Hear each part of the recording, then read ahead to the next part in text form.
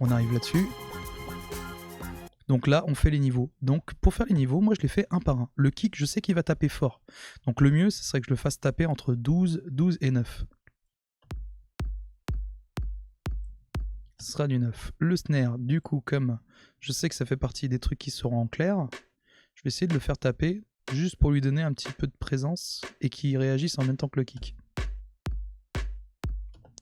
Le hi-hat, pour lui donner assez de présence, qu'il soit quand même un poil derrière. Le problème, c'est que le hi-hat, il a tendance à travailler en même temps que le snare.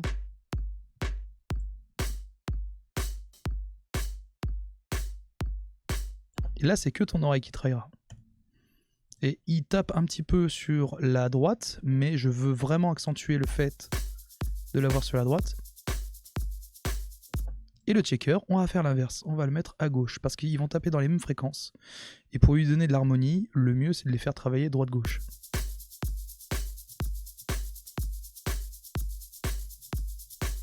Là, c'est bon, on est plutôt pas trop mal. Au niveau du master, du coup, on se retrouve à être en -9, -6, mais j'ai l'impression que le drum a beaucoup trop de présence. C'est là que c'est marrant, c'est qu'on va pouvoir travailler sur ces deux trucs-là.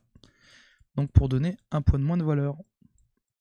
On tape là-dessus et là-dessus. Ah, mais petit problème, c'est que là-dessus, on va pas pouvoir, parce qu'il va revenir forcément à 0,8, comme on avait travaillé justement sur le sidechain. Donc là, on va le faire manuellement avec un EQ. Tac.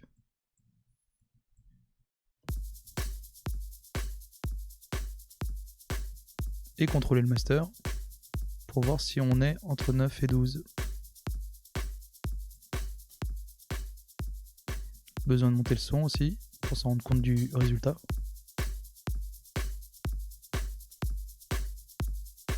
On est plutôt pas trop mal. Bien, on a notre drum. Maintenant, on va travailler l'inverse. Donc, tout ce qui est basse et string. On va exagérer au niveau de la sortie audio des instruments.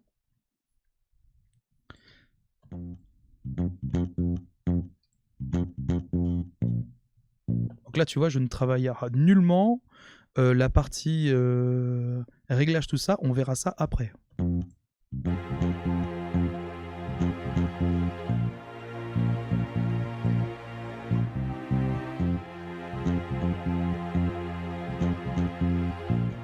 Donc les strings, je veux qu'ils aient de la présence, mais qu'ils soient surtout en soutien pour la guitare. La guitare va être notre instrument principal qu'on a besoin d'écouter, comme une voix. Parce que c'est un instrument qui a besoin d'être en solo. Donc, on va le mettre justement plus en avant. Et le string sur les côtés. Et on va jouer sur les autres violons pour les mettre aussi sur les côtés. Donc, je le mets un petit poil sur le côté, pas beaucoup, juste histoire d'avoir beaucoup plus de présence sur la guitare.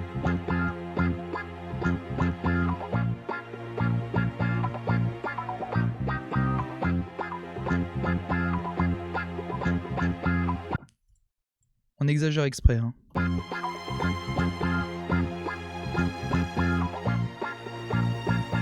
Alors on sait qu'on a deux violons qui jouent quasiment la même chose, donc du coup on va jouer sur le gauche-droite. Comme là on le voit justement, ils ont déjà essayé d'effectuer un gauche-droite. Là on va vraiment accentuer le truc.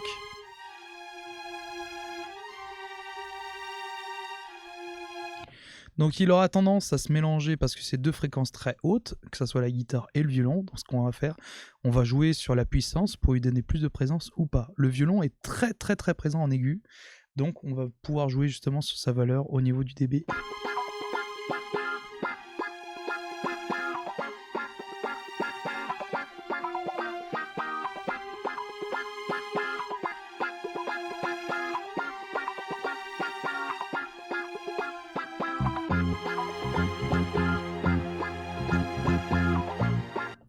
Au niveau de la basse, on est un poil trop fort.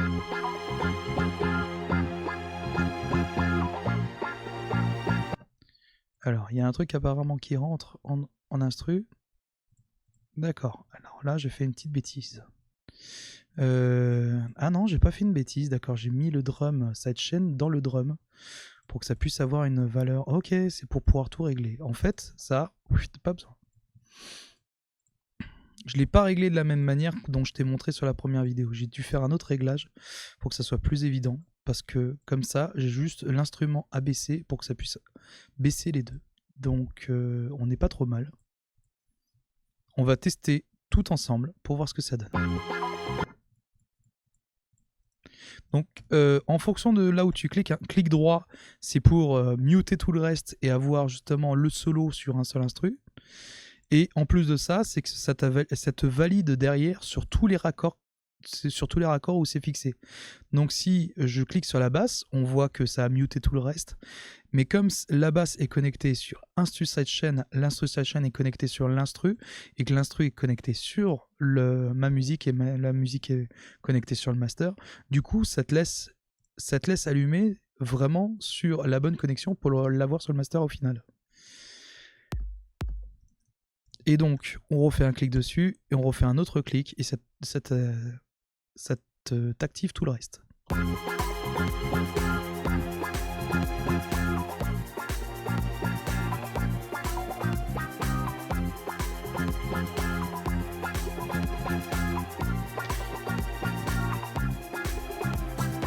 Et là on voit justement sur le master qu'on est vraiment entre 9 et 6 dB.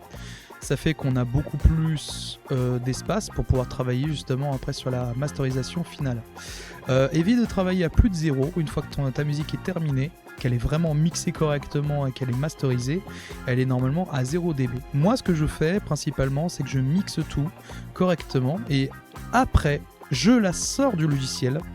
Pour être sûr de pouvoir vraiment avoir le 0 dB, j'utilise en fait Ozone 9 d'Isotope, qui est aussi dans le logiciel, hein. Je peux m'en servir aussi à l'intérieur, donc là c'est Nectar, mais sinon il y a Isotope, qui est même le 11 dedans, voilà. J'arrive pas à l'avoir en all-in-one en sortie.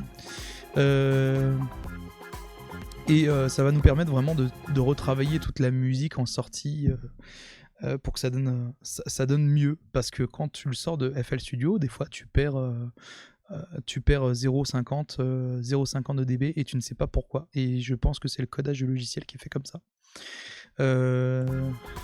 Donc on a cette valeur là et on voit que le sidechain travaille mal justement sur la compression de la musique. Nous on voudrait vraiment un titre qui soit un petit peu plus ce qu'on appelle le garage, c'est vraiment détruit. Donc on joue sur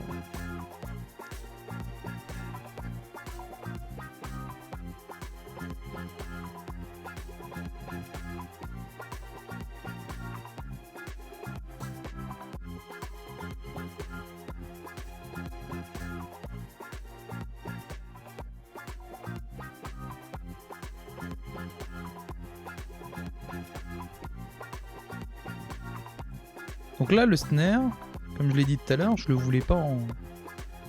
Mais par contre il mériterait d'être plus présent. Même le snare je ne l'aime pas du tout, donc au pire on pourrait même le changer, mais là on n'y est pas du tout, on est là justement pour faire de la présentation et faire voir justement comment on peut travailler du sample.